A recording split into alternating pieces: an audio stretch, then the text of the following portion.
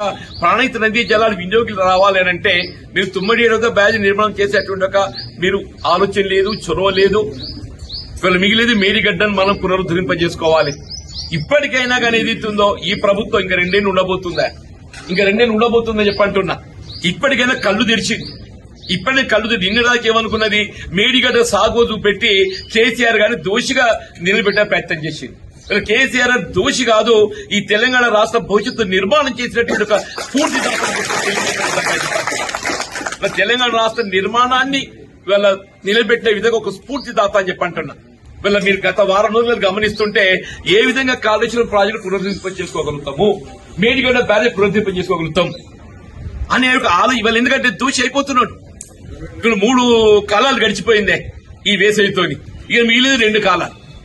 ఈ 2 కాలాల్లో కూడా చేస్తా అంటే కూడా అవుతుందా కాదా తెలియదు కానీ చెప్తున్నా నేను. ఇంతకాలం అయితే ప్రకృతి సహకరించింది, మన కరువు రాలేదు. రేపు భవిష్యత్తు ఏమైతే తెలియదు. రేపు కరువు వస్తే దాని జవాబుదారు ఎవరవుతారు? రేవంత్ రెడ్డి అవుతాడు, కాంగ్రెస్ పార్టీ అయితే అని చెప్పంటున్నా.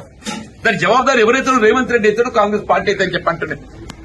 దానికి ఏదైతుందో అదేదో ఇవాళ జ్ఞానోదయం అయినట్టు ఏదైతుందో ఏ సంతోషం. ఇప్పటికైనా వి వెల్కమ్ ఇట్.